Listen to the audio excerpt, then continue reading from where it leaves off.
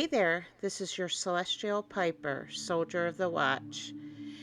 If you like this video, it'll help my channel out if you hit that thumbs up. And if you're not subscribed to my channel, click on subscribe and then that little bell so that way you're notified of new videos. Stay tuned.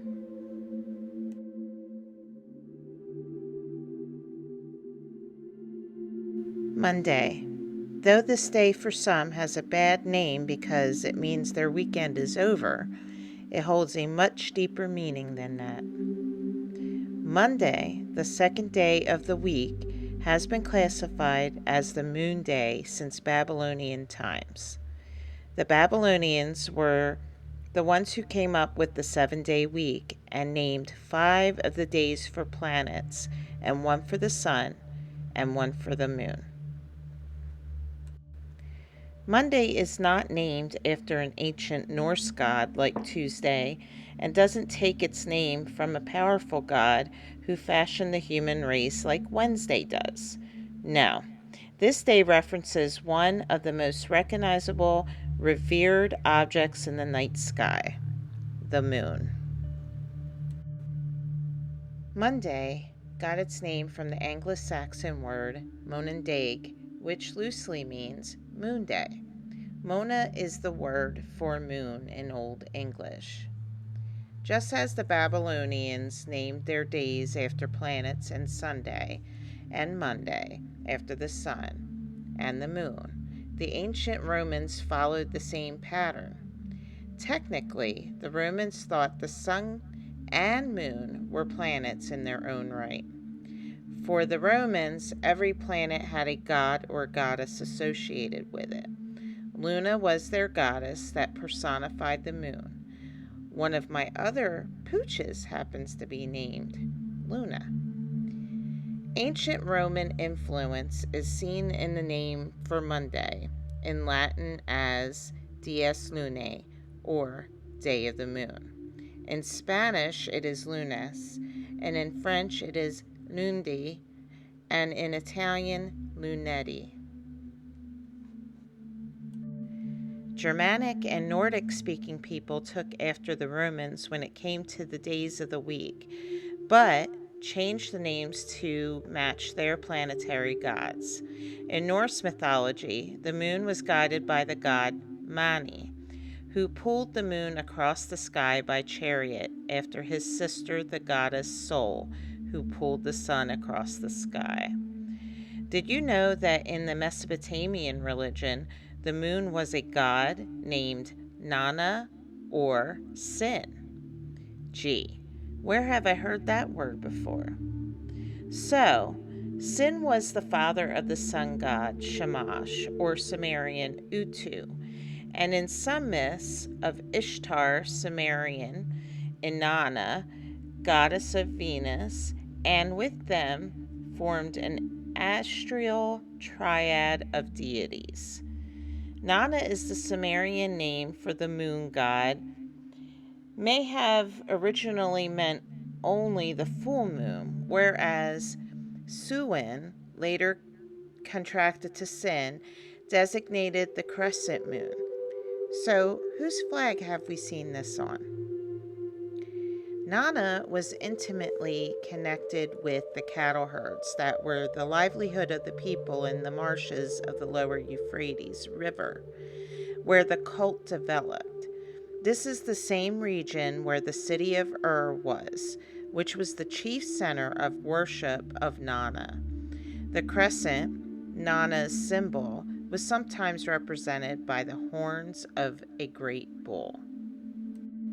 The moon god Sin, Nana, is understood to have been descended of the chief Sumerian deity Enlil. You know, that entity that may have been tied to Yahweh in one of my videos. Ninlil is the moon god's mother, who is married to Enlil. Is there an etymological connection between the god Sin and the English word sin? Well, there's no obvious connection in the Greek or Hebrew as shown through the Bible, where unrelated words are used both in Hebrew and Greek. Yet, the English word sin derives from the name of the god via Promethean transmission, as studies will show. The coincidences found are simply too great to ignore, and I just don't believe in coincidences. How about you?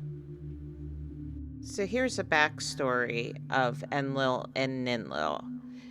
They're the parents of the moon god Sin, or Nana. Enlil was one of the chief gods of the Sumerian and Babylonian pantheons.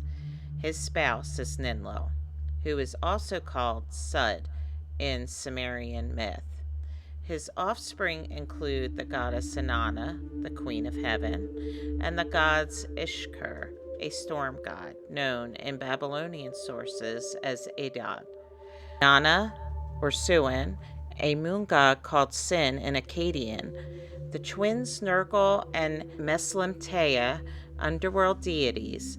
Ninurta, principally a god of war, also known as Ningirsu. Pab Ilsag, whose associated constellation was later identified by the Greeks as Sagittarius. Nuska, Enlil's minister, who was also a god of fire. Utu, the sun god, known as Shamash in Akkadian. Sababa, a war god. And Enugi, the canal inspector. And Ninazu, an underworld god. Basically, this is a tale of rape and marriage. The Sumerian myth of Enlil and Ninlil, known from copies written in the Old Babylonian period, circa 1894, circa 1595 BCE, opens with Enlil spotting the young, beautiful goddess Ninlil bathing in the pure canal. Wow, that kind of sounds like David and Bathsheba a little bit. He approaches and propositions her with offers of kisses and love, but the goddess demurs, explaining that she is young and innocent and does not know how to kiss. Furthermore, if her parents found out that she had an affair, they'll punish her. Nevertheless, Enlil perseveres. He hugs her, kisses her, and then finally impregnates her. When Enlil's rape of Ninlil is reported in the assembly of the gods, Enlil is declared to be unclean and then banished from the city. Enlil is taboo, his offense a crime. Despite the impropriety of Enlil's advances, however, Ninlil, now pregnant, endeavors to stick by his side, determined to be with him and to bear him children. When Enlil tries to get away, she follows him. Enlil then disguises himself and tricks her into sleeping with him several more times. Man, this dude's a dog. The myth ends with praise to the mother Ninlil, who has conceived Enlil's children, and with the celebration of Enlil as bringer of fertility and prosperity. The story implies that even though Enlil raped and deceived Ninlil, she continued to follow him to fulfill her craving to be a wife and produce children. Yeah, so she just loved being a baby factory. I'm sorry, I had to make a joke. The story also implies that even though he wronged Ninlil and became an outcast, Enlil was never permanently barred from returning to civilization. According to one interpretation, Enlil was god of earth and god of the moist winds of spring. The myth explains Enlil's disappearance at the end of the long, dry summer and his return in the spring to bring fertility and productivity to nature. So I guess we can say that Sin, the moon god, becomes in some sense not just merely the child of, but a physical embodiment or manifestation of sin as we understand the term. To be clear, from the very beginning, to commit sin is to basically make babies with someone of another race. It seems that this god Sin, or Nana, fits well into the Jewish religion. According to an article I was looking at by Mark Brahman, He says it's certain, in fact, that Jews indicate sin as one of their gods in the language of Hebrew. For instance, there we find the letter Shin, also given as sin. In Judaism, the letter Shin also is understood as standing for Shaddai, a name for the Jewish God in Hebrew Bible, distinct from the other 7 holy names of the Jewish God, which translate as God, gods, or of hosts. Shaddai translates as God Almighty. He also goes on to say that the 3-tined letter Sin also means 300. He says that it's doubtlessly a reference to the Mesopotamian numerology referencing the god Sin. And he points out how important the number 3 is here in numerology. Sin's sacred number was 30. Mark mentions that the Vulcan salute in the late 60s Star Trek television series was ostensibly introduced by actor Leonard Nimoy as a reference to this letter. He said that his character is a Vulcan, which we know, live long and prosper, a reference to another important manifestation of the Jewish God. He says it seems unlikely an accident. He also says that it seems likely these details have an esoteric origin, whether passed through unwitting non-Jews or otherwise. I find this interesting. That Spock will be developed as a half-Vulcan is likely a nod to the Semitic bride-gathering cult, Ninlil and Enlil. Do I agree with what he's saying? Well, I mean, it's kind of interesting there. Half Vulcan, half human. So, looking at these texts, there was something different between Ninlil and Enlil that caused him to be put away to the underworld. He took somebody off. So, I don't know. Are these real people or beings? It seems likely, but at the same token, are they fictional characters that was just made up because the ancients believed the planets were gods and the moon and sun, especially with the Romans, were considered planets? I mean, that could be as well. But then we hear stories about the Anunnaki, and Enlil is supposed to be Anunnaki. So could they have been real beings and the ancients just made them as a connection to the planets, the moon, and the sun? That very well could be. I don't know, though. I'm just doing research and hoping to find the right answers. Already from the videos that I've done for you guys, and for myself, because I'm learning as I go, we can see that the origins of Judaism lie in the Bronze Age amidst polytheistic ancient Semitic religions. We've already determined that they did believe in the Babylonian god Yahweh, which comes from the Canaanite religion, the god of metallurgy. So, could they have adopted this god's sin as well? They very well could have. However, I do want to point out that there are many different words in the Bible. For example, love. There's so many different words. Agape, phileo, different things. Where we just have a blanket term, love, there's many different words describing it. So I found another article called Sin is Not What It Seems. It's on aish.com.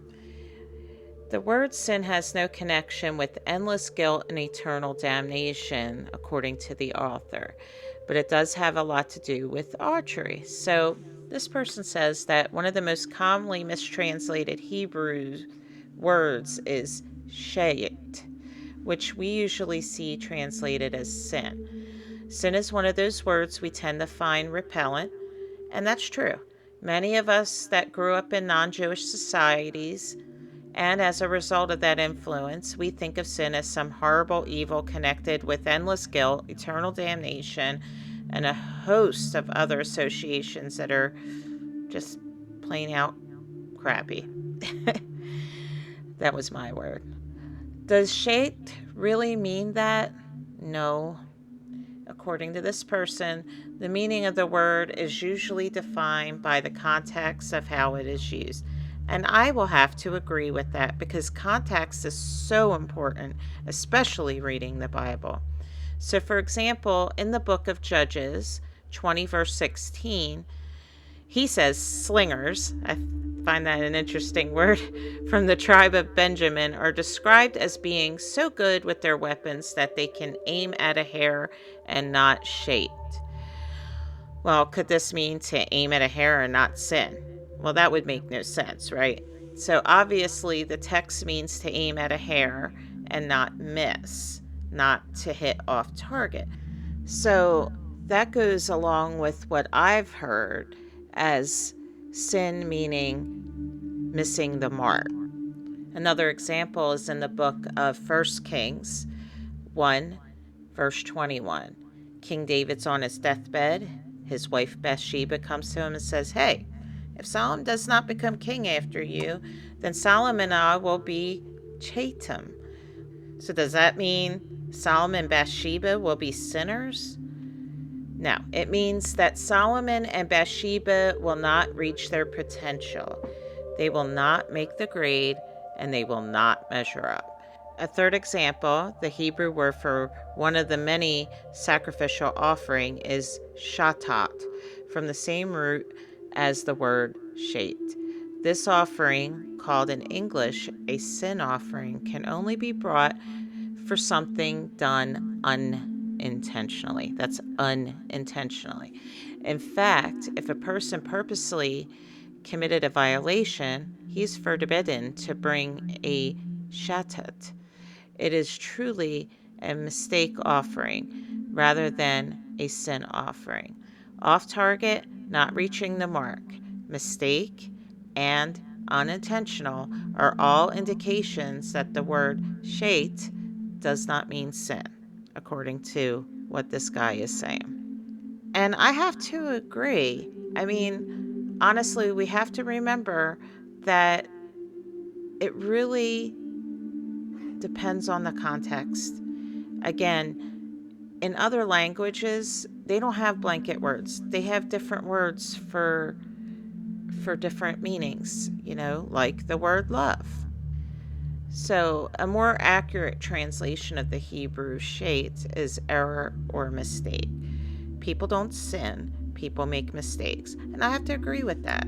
So, we should learn from our mistakes, apologize, clean up the mess, move on with life. Of course, there can be real ramifications to our mistakes. And he uses an analogy of a glass of milk being dropped and the glass is shattered. And what do? Well, we deal with the fallout of it. We clean it up, all that stuff, buy a new bottle of milk, whatever it is. But we do not become steeped in guilt over our quote-unquote sin. And he gets into it, there are different types of quote-unquote sin. I mean, if you do something to harm another, that's going to be a greater sin than dropping a glass of milk. So he says that, there are other words in the Hebrew which are also mistranslated as sin, which convey a more serious misdeed than an error. To cite two examples, Avon refers to willful, knowing transgression of God's law, where one's desires get the upper hand and they sin against God. Pesha refers to a willful transgression done specifically to spite God. However, the most common word translated as sin is shait. The sin of Adam and Eve was shait, and he says it was a mistake. So many of the concepts we may have in our minds may really not be Jewish at all, he says. Taking a fresh look can give us great insights and clarity and tips to make our lives more meaningful. So I got this article from Rabbi Selinsky. So he's Jewish. So just like in life for me, I like to look at all different angles of a topic because it's important. Because if we just look at one angle, we're going to be missing a whole wealth of knowledge. So what is my thoughts on all this? Well, I'm still trying to gather information. Are the Anunnaki real? I mean, Enlil would be one of the Anunnaki. And could the gods or planets be connected to the Anunnaki? I don't know. I mean, could they be made up? Could the ancients have made up these deities to be connected with the planets that they saw as their gods? I guess that could have happened. But could there have been actual entities that visited this world, that seeded this world, and the ancients connected them to the planets? Again, that very well could be. So you might be wondering what my thoughts are on all this. Well, I'm doing my best to try to find the answers. It makes it difficult when we know that history has been erased by the victors, and they've manipulated what we do have in order to fulfill their agenda. So that makes it quite frustrating when trying to find the truth.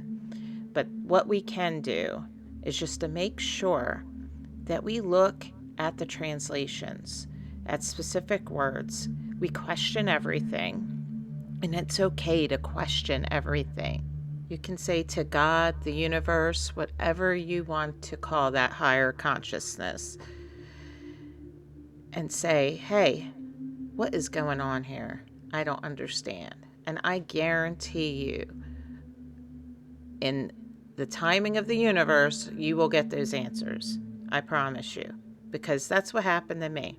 The door opened, I started getting breadcrumbs, and I started following those breadcrumbs. I also want to remind you that the reason why I'm talking about sin in the Bible and the moon god sin that Moonday is named after is I want to show you the connection there. The Jewish religion originally came from the Canaanite religion, as I've explained in a previous video.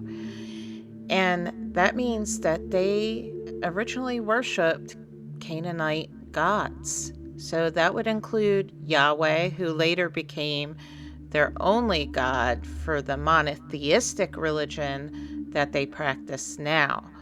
But that means they had other gods, like the moon god Sin. And I also want to point out that their holidays are all based around the cycles of the moon. Keep that in mind. Granted, they're not the only ones that base their holidays around the cycles of the moon.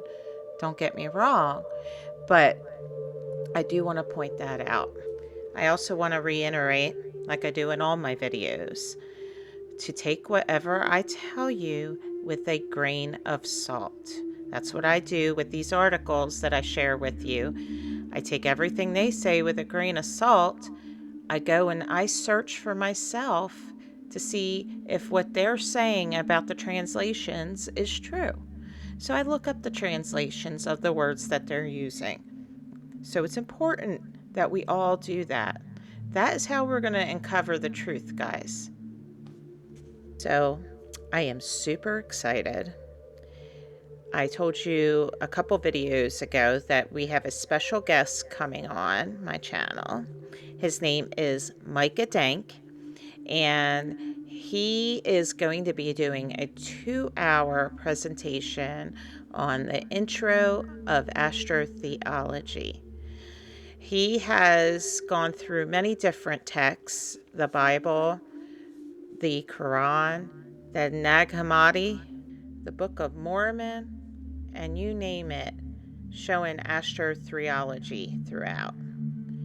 I am super excited because I'm so interested in this topic, and I've heard other people speak on this topic, but he does it, or I should say, he presents it in a way that makes it so much easier to understand. I'm also super excited because he's been on channels like Leak Project, which is one of my favorite channels. I love Rex. And he's been on Santos Bonacci. In fact, both of those channels, he's a regular on there. And so to come on my little channel, OMG. I am so humbled. And he's a great guy. I've been talking to him back and forth on messages, and he is just exactly how he presents himself on YouTube or whatever other platform he's on. So look out for the links below to his Amazon and to his channel so that you can show him some love. So that's it for now. I have other really deep topics to make videos of for you guys for the future. And I love you, and you just keep shining that light in this dark world. That's it for now. Until we meet again, peace out.